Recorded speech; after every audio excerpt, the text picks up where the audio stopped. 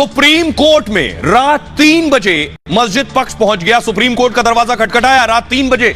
यह फाइल पहुंची 4 बजे, 4:30 बजे तक सीजेआई सुप्रीम कोर्ट के चीफ जस्टिस ऑफ इंडिया के पास अंधेरे में, और उसके बाद यह हाई कोर्ट तक पहुंच गई। रात भर में इतनी चीजें हो गई, जिस वक्त दुनिया सो रही थी उस वक्त इस मसले पर सुप्रीम कोर्ट से लेकर हाई कोर्ट तक बात हो रही थी। चीफ जस्टिस ऑफ इंडिया घर में थे। संभवतः जिस वक्त सुप्रीम कोर्ट पहुंचे मस्जिद पक्ष के वकील, उस वक्त सीजेआई खुद सो रहे थे। 3 बजे पहुंचे सुप्रीम कोर्ट। ज्ञानव्यापी केस में आधी रात सुप्रीम कोर्ट खुला, समझ लीजिए। तहखाने में पूजा के अधिकार को चुनौती दी गई। सुप्रीम कोर्ट में देर रात पहुंचा था मुस्लिम पक्ष। ज्ञानव्यापी मस्जिद की इंतजामिया कमेटी ने चुनौती दी थी इस मामले को। तड़के 3 बजे सुप्रीम कोर्ट में एक इमरजेंसी रजिस्ट्रार होता है। हमेशा कोई इमरजेंसी हो तो आप सुप्रीम कोर्ट जा सके, इसलिए रजिस्ट्रार वहां होते हैं। तो 3 बजे रात को मस्जिद पक्ष के वकील सुप्रीम कोर्ट रजिस्ट्रार के पास पहुंचे। ज्ञानव्यापी मस्जिद के मसले पर पूजा रुकवाने के लिए पहुंचे। इसमें फुजैल अयूबी, निजाम पाशा और आकांक्षा शामिल थे। सुप्रीम कोर्ट के रजिस्ट्रार से करीब 1 घंटे तक बातचीत की गई। रजिस्ट्रार ने सुबह 4 बजे CJI chief justice of India Chandrachud के सामने दस्तावेज रखे, संभवतः उन्हें मेल किए। सुप्रीम कोर्ट ने मामले पर सुनवाई से इनकार कर दिया रात को ही। मुख्य न्यायाधीश ने मुस्लिम पक्ष को हाई कोर्ट जाने को कहा कि आप सीधे निचली अदालत से सुप्रीम कोर्ट आ गए, आप पहले हाई कोर्ट जाइए। सुप्रीम कोर्ट से राहत नहीं मिलने पर मुस्लिम पक्ष हाई कोर्ट पहुंचा। प्रयागराज में मस्जिद कमेटी की अर्जी की तैयारी की गई और इंतजामिया मस्जिद कमेटी ने हाई कोर्ट में याचिका दायर की।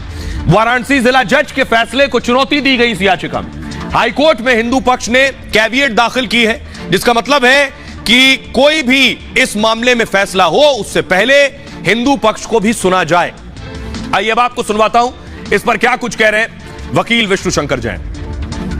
स्थिति यह है कि कल कोर्ट की ऑर्डर की कंप्लायंस में राज्य सरकार ने वहां पे कोर्ट की ऑर्डर को कंप्लाई कर दिया है और बैरिकेडिंग से एक गेट बना दिया गया है और वहां पे जो देवी देवता विराजमान थे उन देवी देवताओं को पुनः स्थापित करके वहां पे पूजा पाठ नित्य चालू कर दिया गया है। तो आज की जो वस्तु स्थिति है वो ये है कि व्यास जी के तहखाने में नियमित पूजा पाठ शुरू हो चुका है। जिस तरह से रातों रात बिना कोई रिटर्न ऑर्डर के पूजा रोकी गई थी, एक अन्याय हुआ था, आज उस अन्याय को एक न्याय के माध्यम से, कोर्ट के माध्यम से उनके ऑर्डर की कंप्लायंस करने का काम किया गया। नहीं, बहुत एक इम्पोर्टेंट जजमेंट था कोर्ट का और मुझे खुशी ये है कि राज्य सरकार ने इसको इमीडिएटली इसका कंप्लायंस किया। अगर माननीय न्यायालय ने अगर आदेश कर दिया तो जिलाधिकारी महोदय से कहा कि 1 हफ्ता के अंदर आप उसका इंतजाम करिए। और कल रात में ही यहाँ काट करके रास्ता बनाकर सब काम शुरू हो गया। भाई वो तो 1 हफ्ते का सुन तो लीजिए। हमारा कहने का मकसद ये है कि इसी कैंपस में हमारा मुकदमा है मजार शरीफ का, जो 1936 से प्रमाणित है, 1883 से प्रमाणित है और 1940 से 42 से प्रमाणित है। 3 जजमेंट हमारा है। उसके बावजूद उस पर आज 2 साल से मुकदमे चलने कोई आर्डर नहीं हो रहे हैं इसी कैंपस में। एक दिन में 4 महीने के मुकदमा में आप आर्डर कर रहे हैं। किस एविडेंस के तहत आपने आर्डर किया, ये सवाल है न्यायालय से हमारा। तो दोनों पक्षों को आपने सुना, मंदिर पक्ष ने क्या कहा और मस्जिद पक्ष का क्या कहना है। अब असदुद्दीन ओवैसी को जैसे ही जानकारी मिली उन्होंने ट्वीट किया। ओवैसी ज्ञानव्यापी फैसले पर ओवैसी ने सवाल उठाए। ये जो पूजा हुई इस पर जज के रिटायरमेंट का आखिरी दिन था, जज साहब ने जब फैसला दिया, ओवैसी ने लिखा 17 जनवरी को जिला मजिस्ट्रेट को रिसीवर नियुक्त किया गया। फैसला देकर पूरा केस डिसाइड कर दिया। खुले तौर पर वर्शिप एक्ट का उल्लंघन है। यह सरासर गलत फैसला है। 6 दिसंबर दोबारा हो सकता है, ओवैसी कह रहे हैं। उमा भारती ने कहा कोर्ट के फैसले के बाद मैं फिर से अनुरोध करूंगी अयोध्या की तरह ही मथुरा और काशी में भी मंदिर बने तथा पूजा का अधिकार मिले। वो कह रही है इन्हें हिंदुओं को सौंप दीजिए, यही संपूर्ण समाधान है। चलमरी त्रिपाठी बीजेपी के नेता विधायक कह रहे हैं 1993 में अचानक पहुंची भारी भरकम पुलिस ने ज्ञानव्यापी में मां श्रृंगार गौरी की पूजा बंद कराकर बैरिकेड्स में कैद कर दिया। भक्त कलपते रहे, उन्हें एक अगरबत्ती दिखाने तक की अनुमति नहीं मिली और अदालत के आदेश के बाद पूजा शुरू हो गई है। सुनिए जरा, इस पूरे मामले में सियासत भी एक पक्ष है, उसे सुनिए वो क्या कह रहे हैं। ये प्लेसेस ऑफ वर्शिप एक्ट का वायलेशन है।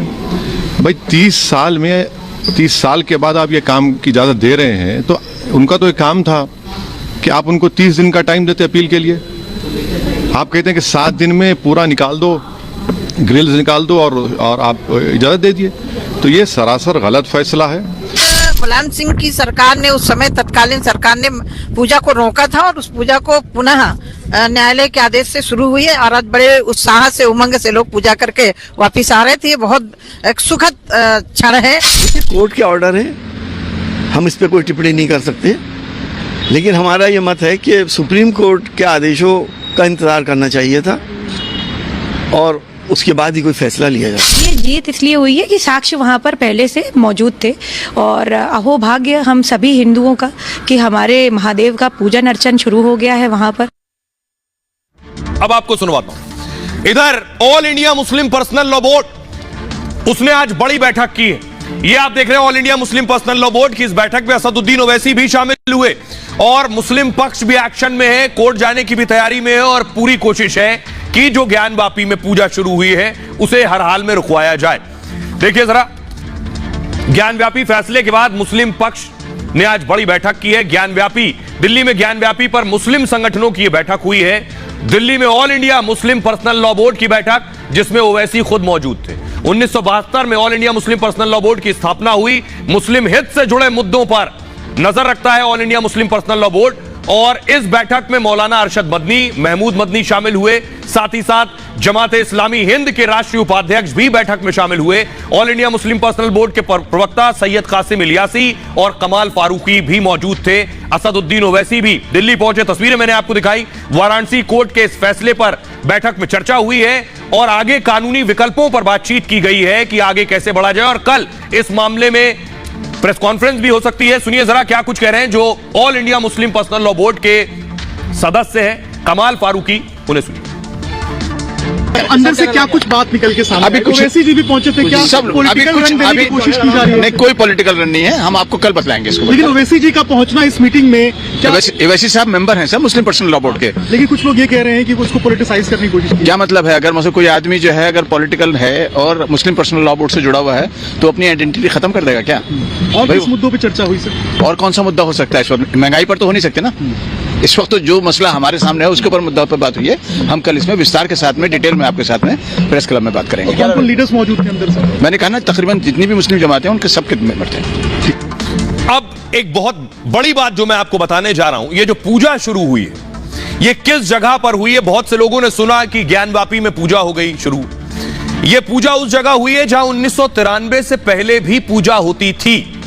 ज्ञानवापी मस्जिद के नीचे तहखाना है, व्यास जी का तहखाना, उसकी चाबी रहती थी उनके पास। वो जाते थे तहखाने में, तहखाना खोलते थे और नियमित रूप से